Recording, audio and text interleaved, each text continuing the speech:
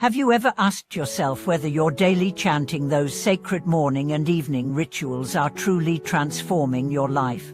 Have you wondered if your lips are moving but your heart remains untouched? Your mind wandering far from the Buddha's name? Welcome back to the channel. I'm so glad you're here, especially for this topic, because it gets to the very core of spiritual discipline. Today, we are diving into a question that every sincere practitioner must eventually face. Is your practice mechanical or meaningful?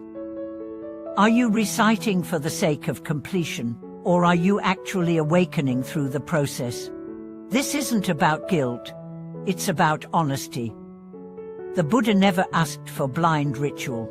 He called for awareness, sincerity, and transformation. So today, we'll take a deeper look at what it really means to do morning and evening chanting, and how to reclaim its power if it's become routine.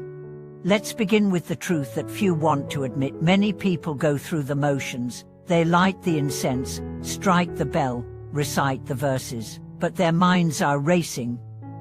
They think about breakfast, work, bills, arguments, plans. They chant the words, but their hearts are absent. Their bodies are present, but their spirits are asleep. In such cases, what's actually happening? The ritual becomes empty. The sound is there, but the soul is not. And when the soul is not engaged, transformation cannot occur. This is why the ancient masters warned that mere form is not the path. Form without heart is like a beautiful box with nothing inside. And now, let's pause for a moment.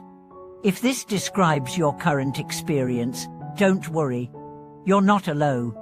Even great masters have admitted to seasons of dryness, where chanting feels dull, where practice feels forced. The difference is they didn't stop. They investigated, they refined, they reignited the flame. That's what we are here to do today. The purpose of morning chanting is not just to start the day with habit, it's to awaken the mind, to remind yourself of your vow, your purpose, your direction. It is the spiritual equivalent of orienting a compass. Before the world pulls you in 100 directions, you return to the one direction that matters: liberation. Evening chanting, on the other hand, is a sacred closure. It's reflection, it's review, it's repentance. It's where you ask, did I live aligned with the Dharma today? It's where you acknowledge your mistakes, forgive your weaknesses, and renew your vow to try again tomorrow. If you chant without reflecting in the morning, you drift. If you chant without repenting in the evening, you stagnate. Let me share with you a story of a practitioner named Arun. He had been reciting morning and evening chants for over a decade, every day, without fail. But one day, he found himself snapping at a junior monk. He felt anger surge through him, unexpected and unprovoked. That night, during chanting, he realized for years he had been reciting, but not watching. He said the words, but never examined his mind. He memorized sutras, but forgot self-awareness. That night, he didn't chant quickly. He didn't rush to finish. He sat in silence between each line. He let the words enter him. He let them pierce him. And for the first time in years, the tears came, not from sadness but from reawakening. From that day on, chanting became his mirror, not his performance. That's the key. Chanting is not about performance. It's about presence. The verses are not incantations, they are instructions. Each phrase is a teaching. Each syllable is a gate. If you rush through them to complete your duty, you miss the treasure they carry. And yet, how many of us treat it like a checklist? This happens because we forget why we started. We lose connection with the reason behind the form. So how do we reclaim it? First, slow down. Stop rushing through the chants. Recite with clarity. Let each word echo in your heart before moving to the next. Chant as if you were explaining the Dharma to your own soul. Second, reflect before and after. In the morning, ask yourself, What vow am I living today? What quality will I embody? Patience, generosity, mindfulness. In the evening, ask, where did I fall short? What moment did I forget the Buddha's name? Not to punish yourself, but to awaken yourself. Third, involve the body. Sit with dignity. Keep the spine upright. Let the breath be deep. Let the sound vibrate through the body. This is not mechanical sound, it's spiritual resonance.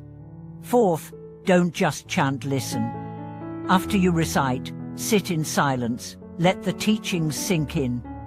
Let the mind rest in stillness. Some of the most powerful insights come not from chanting, but from the silence that follows it. Fifth, dedicate the merit. Always. Don't let your practice end with self. Offer the energy of your chanting to the suffering beings of the world. Offer it to your ancestors. Offer it to your enemies. Offer it to all who wander in darkness. When your practice includes others, it becomes vast. When it ends with you, it stays small. And finally, remember the goal. Chanting is not about accumulating good karma alone. It's about purification. About dissolving the ego. About seeing clearly. About softening the heart. About merging with the truth. If your chanting isn't changing you, then it's time to change your chanting. Let me ask you, when was the last time you chanted and felt your chest open? When was the last time your tears flowed without knowing why? When was the last time the name of the Buddha wasn't just a sound, but a presence? These moments are possible. They are waiting.